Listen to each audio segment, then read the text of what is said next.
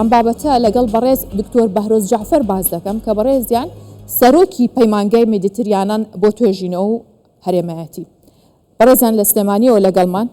دکتۆر بەهرۆز ئەم کاتت باش سڵاوت لێبێت. دکتۆر بوونی ئەم کێڵگانە و ئەم سەرچاوە سروشتیە گەورانەی کە هەمانە و باسم کرد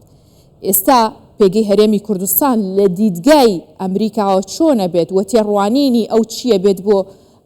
سامانی سروشتی بە تایبەت لە کەرت و گازدا لە هەرێمی کوردستان؟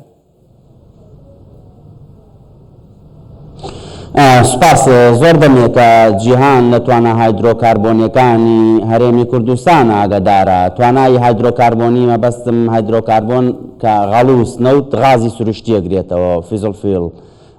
بە دلیلەوەی ساڵی 1928 کێڵگەی کۆرمۆری استکشافاتی بۆ کرا و دۆزراوەتەوە. 1929 چەمچەماڵ ئیستکشافاتی بۆ کرا و دۆزراوەتەوە. تەق لە شەستەکانە زۆر پێش ئەوە زۆر پێش ئەوە یەکەمین کێڵگەی نەوتی لە ئەو کاتە هەرێمی کوردستان نەبووە، لە ڕۆژهەڵاتی ناوەڕاستە کە دۆزراوەتەوە لەم خاکی کوردستانە بۆ کێڵگەی کێوچرمەڵە بووە لە سنووری خانەقین. لەم دوایەوە بزانم کێشەی تەکنیکیان بۆ دروست بوو. بۆیە نزیکەی 100 ساڵ زیاترە جیهان و تا جیهانی خۆرئاوا بەگشتی بەریتانیا بە تایبەتی و ئەمریکا بە تایبەتی تر لەم دوایە ئاگاداری توانای هایدرۆکاربۆنیەکانی هەرێمی کوردستانن ئێستا نییە. اینجا ئەم کێڵگانە توانن لە کاتێکا کە نرخی غازی سروشتی بە تایبەتی لە دوای شەڕی ئۆکرانیاوە ئەزمەیەکی گەورەی دروست کردووە توانن لە ئاستی دیبلۆماسیەوە هەر مەسەلەکە ئابوورینە لە ئاستی دیبلۆماسیەوە لە ئاستی بازاری ئابووریەوە لە ئاستی سیاسیەوە لە ئاستی نێودەوڵەتیەوە هەرێمی کوردستان بەرنە پێشەوە و بۆیە حکوومەتی عێراق ئەمەی ناوێ ئەگەر ببینی لە بەیاننامەکەی ئەمڕۆیاندا لە هەرێمی کوردستان وەکو منش لەم ماوەی ڕابردوو لە ئاژانسەکان پێپەرێکم بڵاو کردبووە دەی کێڵگەی غازی هەن تەنها لە یەک دانیانە ئێستا توانین بە شێوکی گشتی ئۆپەرێشنەکرێکە کۆرمۆرە. ئەو کێڵگە غازیانش بەشێکیان غازی هاوڵ بەرەمێنن واتە ئەسۆسییتد گاز غازی مساحیبەوەی کە لە کاتی پرۆسسکردنی نەوتەکە دێتە بەرەهەم. هەرێمی کوردستان دەتوانێت سوود لەم غازە ببینێت بۆ بەرەمێنانی کارەبا، بەڵام بەرەمێنانی کارەبا بەس نییە، غازی سروشتیە کرێ بۆ زۆر بابەتی دیکە بەکاربێنرێ لە ناوخۆدا کاکرێ دواتر باسی بکەین. باشە دکتۆر بەهرۆز وەکو جەنابیشت ئاماژەت پێ کرد گازی سروشتیەکە توانرێ بەکار بهێنرێت لە چەندین بواری دیکەدا. ئایا ئەتوانرێت وەکو کارتێکی سیاسیش بەکاربێنرێت وەکو کاتێک کە ئابووریەکی تۆکمە و ژێرخانێکی بەهێزی ئابووریت هەبوو وەکو کارتێکی سیاسیش بەکاری بهێنێت لەسەر ئاستی ناوچەکە هەرێمی کوردستان؟ ئەحماڵێکت ئەروەڵڵا ئەوە خۆی بۆ ئەوەیە بزەبت لە مێدەتریانە لە دەریای ناوەڕاستەوە 10 ساڵی ڕێکە بەو کارتی سیاسی بەکارهێنرێ. کێشەی هەردوو قوبرسەکەی زیینو کردوتەوە، کێشەی ئیسرائیل و لوبنانە لەسەر بۆ کارتێکی سیاسی بەکارهێنرا، لەگەڵ یۆنانە بە هەمان شێوە، لە سووریا بەش لە ڕۆژانی باکووری خۆراوای سووریا لە ناوچە کوردنشینەکان بڵێن ناوچە کوردستانەکان ناوچانە ڕەحمەت لێبێ بۆم پرسیارە خاتون وەڵا لەبەرەوەی غاز و نەود یعنی پارەژ یعنی هێز و دەسەڵات ئەوان نایەنێ هەرێمی کوردستان هێز و دەسەڵات هەبێ. ڕاستە باشە وە بەرهێنان لەو دوو کێڵگەیە کەی ئەتوانێت گازی پێویست بۆ کارەبای 24 کات ژمێری دابین بکات؟ ئەمە لێرە مقارنێ بکەم بە حکوومەتی عێراقەوە. ئێمە زۆر پێشووتر لەگەڵ وەزارەتی نەوت من بیرمە 2017 لەگەڵ وەزیری نەوت ئەو کاتە پێم وابێ بەڕێز عەبدولکەریم لوعێبی بوو لە ئوتێل ڕەشید لە میانەی قیمەی تاقەی عێراقیە ئێمە تقریبەن 2 سەعات و نیو لە دانیشتنیەکە بووین پێمان گوتن کە ڕۆژێک دێ عێراق تووشی نەزیوی داراییە بێ عێراق ناتوانێت کارەبا دابین بکاتەوە و غازەی خۆتان پرێز بکەن. تەنانەت ئێمە هەر پرۆژ وەکو معادەکەی خۆمان پرۆژەمانداوە بۆ وەزارەتی نەوت و وەزارەتی ژنگەی عێراقی بۆیە و غازەی کە 100 ساڵە ژنگەی پێوەستێن و عێراقی کردووە بە دووەم پیسکەرترین وڵات کە ژینگە پیسەکە بەبێەوە.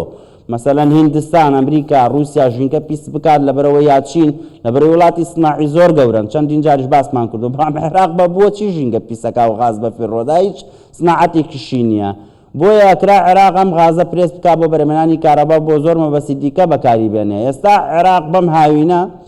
34 بۆ 35 هزار مێگاوات کارەبای پێویستە کەچی تەنها 23 هزار مێگاوات کارەبا لە ناوەوە بەرهەمێنێ واتە تقریباً نزیکی 60% کارەبای عێراق پێویستی بە هاوکاری دەرەکیە کە ڕەنگە لە قەتەرەوە لە ئوردنەوە لە ئێرانەوە کە خۆتان نزانن کێشەی بۆ دروست بۆ لە میانیە و سزایانەی ترەمپ سەپانوێتی بەسەر ئێرانە ناتوانرێت کارەبا هاوردە بکرێ بۆ عێراق. ئەو چۆنەوە بینێ هەرێمی کوردستان کارەبای 24 سەعاتی ڕەغنیە و ئیشکالیاتانەشی کە دروستی کردو ناوخۆی هەرێمی کوردستانە خەڵکی قسەی هەیە کارەبای 24 سەعاتی دابینەکە هەرێمی کوردستان بۆ هاوڵاتیەکانی. اینجا ئەمڕۆ بە بەیاننامەیەکی وەزارەتی نەوتی عێراقم خوێندەوەڵێ نەوت و غاز مڵکی شەعبی عێراقیەوە بێ بۆ شەعبی عێراقی بێ. گوایە من کە لە چەمچەماڵە دایک بووم هاوڵاتیەکی عێراقی نیم کارەبام هەبێ لە ناو حەقلی غازەکە لادیەکەم کۆرمۆرە و شەقەزاکەشم چەمچەماڵە یان لە سلێمانی ئەژیم یان لە هەولێرەژیم من هاوڵاتیەکی عێراقی نیم پێویستم بە کارەبا نییە یان پێویستم بەوە نییە لەم مافەسوندمەند بم. بۆیە ئەوەی کە عێراقی لێت نایاساییە و نادەستوریە من بە عەرەبی ژوتوم ئەمڕۆ بە کوردی شێڵم بە قسەی بەلاش وەسفی ئەەکەم لەبەرەوەی مانگی 12 ساڵی ڕابردوو لە دیسەمبەری 2024 دادگای پێداچوونەوەی کەرخ هەموو گرێ بەستە نەوتەکانی هەرێمی کوردستانی بە یاسایی وەسف کرد. معقولە لە دادگایەک یاسایی بێ و لە دادگایەک یاسایی نەبێ. یعنی زیندووترین نمونە ئێمە بینیمان سەرۆکی پەرلەمانی عێراق بەڕێز حەلبوسی دوور خرایەوە بە بڕیاری دادگای فیدراڵی بوو نەبوو بە بڕیاری دادگای فیدراڵی بوو وتیان ئەمە ئیشی خراپی کردو و دووری خەنەوە لە سەرۆکی پەرلەمان کەچی 2 هەفتە پێش ئێستا هەرەو دادگایڵێ وڵا پیاوی چاکە و هیچ کێشەی نییە و بێتاوانی حەلبوسی سەلماندووە کە لەبەرەوە مەوزوعەکان دیارە پرسی سیاسی نەک پرسی قانونی. ئێمە بەداخەوە لە ڕۆژڵاتی ناوەڕاستە لە عێراقا وڵاتی دەستوری وڵاتی یاسا و سەروەری یاسا نییە وڵاتێکە کە تۆ ئەگەر چەکەکەت بەدەستەوە نەبێ ئەگەر هێزی ئابووریت نەبێ ئەگەر دیبلۆماسی نەبێ ئەگەر پاڵپشتێکی بەهێزت نەبێ ئەگەر شەرعێتێکی ناوخۆی بەهێزت نەبێ ڕەنگە تووشی شکالی دەرەکی ببیتەوە. منەکرێت لە داخلەکانی ترا باز لەو کە هەرێمی کوردستان چۆن گازی سروشتی بەرسر ڕابگرێت.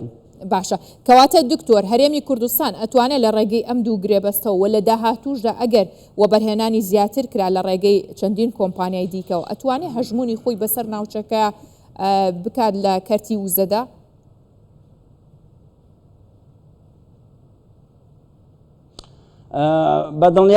بەدڵنیاییەوە هەرێمی کوردستان پێشەوەی کە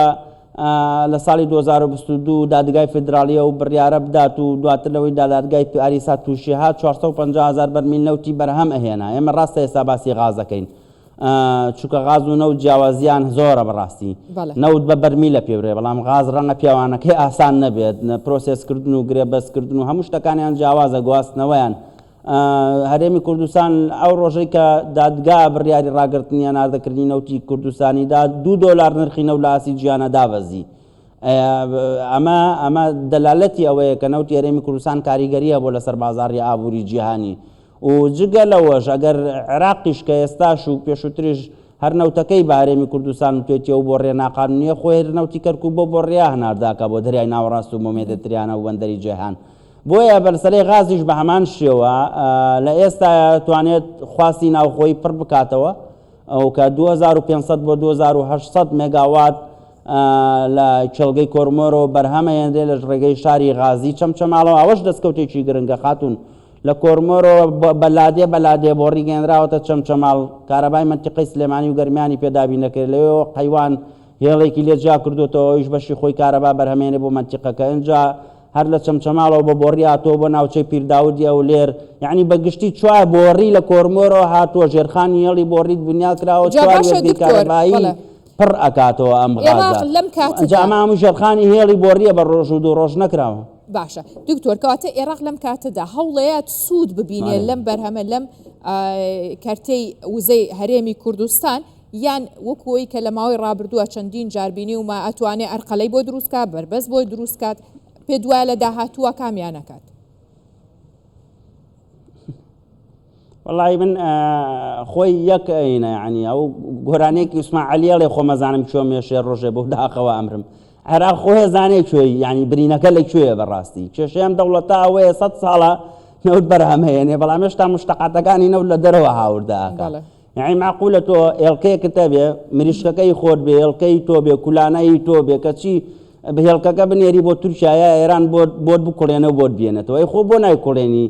بەدایان قاتیش گرانی ئەخاتە سەر هێڵکەکە و بۆتە نێرێتەوە ئەمە وەکو ئەوە یعنی هەتا هەموو کانزاکانی دیکە عێراق لە دەرەوە هاوردە ئاکا یعنی ئەو غازەی کە ئیسوێنێ زۆرە لە عێراقا هەم ژینگەی پیس کردووە هەم خۆی ئەنجومەنی وەزیرانی عێراق بە 12 تریلیۆن دلار باشە بۆ 12 تریلیۆن دلار ساڵانە بە فیڕۆدەیکەی بە هەوای ژینگە پیسەکەی ئەی بۆ 4 کۆمپانیای کۆری چینی نایەنی پرێسی کاوسودی لێوەرگێ دیارە مەسەلەکە چییە بۆی هەرێمی کوردستان من ئەمێ شتە بجێڕمەوە کە لە ماوەیە یعنی تووشی بووم حقیقەتەن توانم بڵێمە لە تەلەڤیزیۆنەکەی ئێوەشەوە قسەم کرد باسی پیشەسازی غازی سروشتیم کرد جگەلەوە پەیپەرێکی ئێمە لە ئەمریکا بڵاو بووەوە لە سپرینگا ناوەندێکی ئەکادیمی زانستی جیهانیە من لەم تەلەڤیزیۆنە لەگەڵ بەڕێزێکی تر وتم بێ غازی سروشتی بە پیشەسازی بکرێ ناکرێ ئێمە نەوت و غاز دەربێنین بفرۆشین دوایی بەڕێزێک دوای ژمارەی تەلەفۆنی منی کرد لە ئیماراتەوە ئەوان گوتیان ئێمە ساڵ و نیوە کە ئەمانەوێ دیارەک زۆر لەم 100 ملیارە گەورەترەکەی ئەمڕۆ مژدەیەکیش بێ بە حکوومەت یاریێم ئەوە بکەین غازی سروشتی چەمچەماڵ و دەوروبەریایی هەرێمی کوردستان ئەیکەین بە فێرتوڵەیزە لە ڕێگەی شەریکەی کۆریا پرۆجێکت مەنەجمنت KPM پێڵێن ئەمانە ئۆفەرێکان تەرح کردووە بە 122 ملیار دۆلار کە غازی سروشتی کوردستان بکەن بە پەینی کیمیایی بە مادەکانی دیکە وەکو ئەمۆنیا وەکو فۆسفات وەکو مادەکانی دیکە 5 مەصنعی گەورە لە کوردستان دابنن و نەک بەشی کوردستان بەشی عێراقشی لێبن و هەناردەی دەرەوەشی بکەن و 100 بۆ 105,000 دەرفەتی کاریش بۆ کوردستان دروست دەکات ئەنجا منم پەیامەم گەیانەوە و پرۆپۆزەڵەکەشیانم گەیاندەوە بە حکوومەت یاریەم بۆیە ئەمە پێشخستنێکی گەورەتر و تاوێکی گەورەترەدا بە هەرێمی کوردستان ئەگەرم پرۆژەیە بێتە جێبەجێکردن و بەرپرسانی باڵای حکوومەت یاریەم بەگەرم و گوڕیەترەوە بە شێوەیەکی موئەسەسیانە و زانستیانە لەم شتانە بێنە پێش ڕاستە بەڕێز دکتۆر بەهرۆز جعفەر سەرۆکی پەیمانگەی مێدیتریانە بۆ توێژینەوەی هەرێمایەتی لەگەڵمان بووی لە سلێمانیەوە سوپاس بۆ بەڕێستان